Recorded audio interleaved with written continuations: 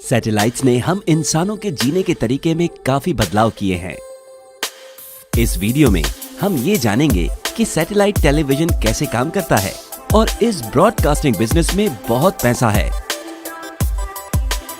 Video के अंत में हम आपको दिलचस्प कारण भी बताएंगे कि जिस तरह से इंटरनेट वीडियोस में बफरिंग होती है, उस तरह आपके टीवी ब्रॉडकास्ट्स में क्यों नहीं होती। सैटेलाइट टीवी ब्रॉडकास्टिंग को ठीक से समझने के लिए हमें पहले सैटेलाइट के पार्ट्स और वो कैसे काम करते हैं के बारे में कुछ बेसिक नॉलेज होनी चाहिए।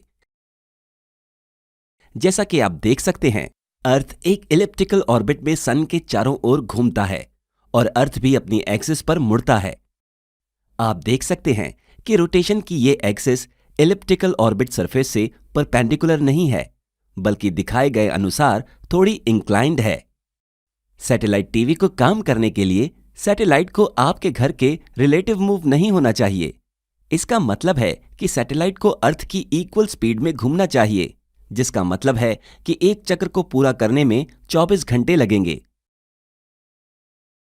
आइए इस पॉइंट पर गति की जानकारी का इस्तेमाल करते हुए ग्रेविटेशनल और सेंट्रीपेटल फोर्सेस की बैलेंस इक्वेशन पर काम करें। आप देख सकते हैं कि सैटेलाइट के लिए रिलेटिव मोशन कंडीशन पाने के लिए आवश्यक ऑर्बिटल रेडियस 42,164 किलोमीटर है। इस ऑर्बिट को जियोस्टेशनरी ऑर्बिट के रूप में जाना जाता है। सैटेलाइट टीवी पर्पसेस के लिए इस्तेमाल किए जाने वाले सभी सैटेलाइट्स को इस ऑर्बिट में पार्क किया जाना चाहिए। और यह दृश्य दिखाता है कि आजकल जियोस्टेशनरी बेल्ट कितनी ज्यादा भर गई है। अब चलिए सैटेलाइट के बारे में कुछ बातें जानें। एक सैटेलाइट के लिए आवश्यक एनर्जी ज्यादातर उसके सोलर पैनल से आती है। हालांकि अगर सैटेलाइट सूरज के सामने नहीं है, तो एक बैटरी पैक उसके ऑपरेशंस को जारी रखने में मदद करता है। यह जानना दिलचस्प है कि सैटेलाइट्स में थ्रस्टर्स नामक छोटे इंजन होते हैं। एक सैटेलाइट द्वारा अनुभव किए जाने वाली ग्रेविटेशनल फील्ड अर्थ की सरफेस, मून और सन के प्रेजेंस के कारण एक समान नहीं है। सैटेलाइट की ओरिएंटेशन और पोजीशन को हमेशा सही रखने के लिए थ्रस्टर बहुत अधिक मात्रा में फोर्स प्रोड्यूस करता है। कम्युनिकेशन पर्पसेस के लिए सैटेलाइट का सबसे इंपॉर्टेंट पार्ट ट्रांसपॉन्डर होता है। ट्रांसपॉन्डर्स एक फ्रीक्वेंसी पर बेस स्टेशन से सिग्नल्स प्राप्त करते हैं, सिग्नल की शक्ति को बढ़ाते हैं, किसी भी शोर को निकालते हैं और इसे एक अलग फ्रीक्वेंसी पर अर्थ पर वापस ट्रांसमिट करते हैं। अपलिंक फ्रीक्वेंसी हमेशा डाउनलिंक फ्रीक्वेंसी से ज्यादा होती है। आप अलग अलग फ्रीक्वेंसी बैंड्स के एंटेनास देख सकते हैं। D2H के लिए KU बैंड फ्रीक्वेंसी का आमतौर पर इस्तेमाल किया जाता है। इन KU बैंड सिग्नल्स में अच्छी शक्ति होती है, जिसमें छोटे आकार के रिसीवर एंटेना को फिट किया जा सकता है। अतीत में C बैंड सिग्नल्स, जिनकी एनर्जी कम होती है, टेलीविजन कम्युनिकेशंस के लिए इस्तेमाल किए जाते थे और इसलिए पहले के दिनों में बड़े एंटेनास का इस्तेमाल किया जाता था। हालांकि KU बैंड सिग्नल्स बारिश से अफेक्ट होते हैं, इसलिए साइंटिस्ट्स को सैटेलाइट टेक्नोलॉजी में सुधार करने की जरूरत है। अब जब हमारे पास कुछ बेसिक जानकारी है, तो आइए देखें कि सैटेलाइट टीवी टेक्नोलॉजीज के माध्यम से सैकड़ों टीवी चैनल्स आपके घर तक कैसे पहुंचते हैं। इस टीवी चैनल के मामले पर विचार करें। CNN। उनके पास वीडियो प्रोडक्शन फैसिलिटी है और बड़े पैमाने पर देखने के लिए कंटेंट प्रोड्यूस करते हैं।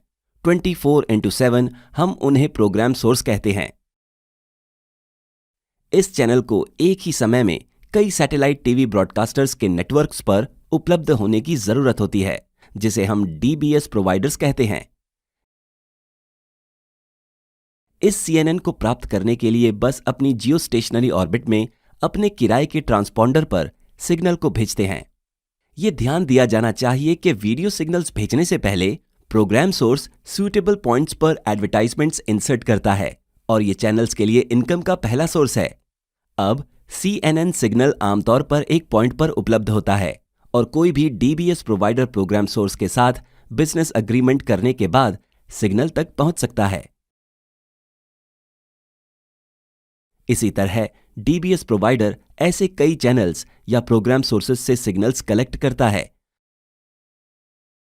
अपने ब्रॉडकास्ट सेंटर में वे इन सभी कंटेंट को एक साथ क्लब करते हैं और MPEG कंप्रेशन, बिट रेट के स्टैंडर्डाइजेशन और सिग्नल के इंक्रिप्शन जैसे वीडियो फॉर्मेटिंग करते हैं।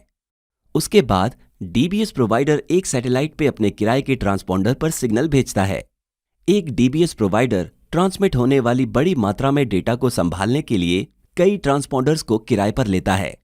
इस तरह से लगभग 300 से 400 चैनल्स सिंगल डीबीएस प्रोवाइडर्स के सैटेलाइट पर उपलब्ध होंगे।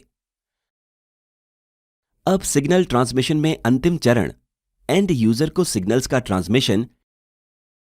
यहां एंड यूजर को अपने डिश एंटीना को डीबीएस प्रोवाइडर के सैटेलाइट की ओर रखना होगा। आपने देखा होगा कि अलग अलग डीबीएस प्रोवाइडर्स के लिए डिशेस के अलग अलग एंगल्स होते हैं, भले ही सभी डिशेस एक ही लोकेशन पर हों। ऐसा इसलिए है क्योंकि अलग अलग प्रोवाइडर्स अपने सिग्नल्स को ट्रांसमिट करने के लिए अलग अलग सैटेलाइट्स का इस्तेमाल कर सकते हैं। आपके डिश द्वारा प्राप्त सिग्नल्स की चोरी को रोकने के लिए इसे इंक्रिप्ट किया जाता है और सिर्फ सेटअप बॉक्स के एक डेडिकेटेड कार्ड से इसे वापस डिक्रिप्ट किया जा सकता है। क्या आप जानते हैं कि आप सैटेलाइट टीवी टेलीविजन पर जो लाइव इवेंट्स देख रहे हैं वो वास्तव में कुछ सेकंड्स की देरी से हो रहे हैं। ब्रॉडकास्टिंग सेंटर छोड़ने वाले सिग्नल को आप तक पहुंचने से पहले 2 सैटेलाइट्स के माध्यम से एक बड़ी दूरी तय करनी होती है। भले ही सिग्नल लाइट की स्पीड से ट्रेवल करता है, लेकिन इतनी बड़ी दूरी लगभग 0.5 सेकंड्स की देरी का कारण होगी। एक लाइव ब्रॉडकास्टर सामान्य देरी के अलावा एक प्रोफेनिटी देरी भी जोड़ सकता है। अब इंटरनेट वीडियोस और सैटेलाइट टीवी के बीच के दिलचस्प कंपैरिजन के लिए टेलीविजन और इंटरनेट टेक्नोलॉजीज दोनों एक डिजिटल फॉर्मेट में जीरोस और वंस के रूप में डेटा ट्रांसमिट करते हैं। जिस तरह से यूट्यूब या फेसबुक वीडियोस पर बफरिंग होती है, उस तरह आपके टीवी पर क्यों नहीं होती। सैटेलाइट टेलीविजन पर ब्रॉडकास्टर सिर्फ 300 से 400 चैनल्स या वीडियो स्ट्रीम्स प्रोवाइड करता है और यूजर को इस छोटे कलेक्शन से सिर्फ एक को चुनना होता है। हालांकि इंटरनेट पर हर एक यूजर की डिमांड बहुत अलग है। चुनने के लिए इंटरनेट पर लाखों वीडियोस हैं। इसका मतलब यह है कि टीवी ब्रॉडकास्टर्स द्वारा संभाली गई ट्रैफिक की मात्रा इंटरनेट ट्रैफिक के लेवल के करीब नहीं है और ये इंटरनेट पर ट्रैफिक का बहुत बड़ा लेवल है जो कभी कभी यातायात भीड़ और बफरिंग का कारण बन सकता है। इस वीडियो में बताया गया है कि कैसे सैटेलाइट्स टेलीविजन ब्रॉडकास्टिंग में अपनी भूमिका निभाते हैं। ये समझने के लिए कि सैटेलाइट्स आपके जीपीएस को काम करने में कैसे मदद करते हैं, कृपया इस सीरीज में हमारे अगले वीडियो को देखें। धन्यवाद।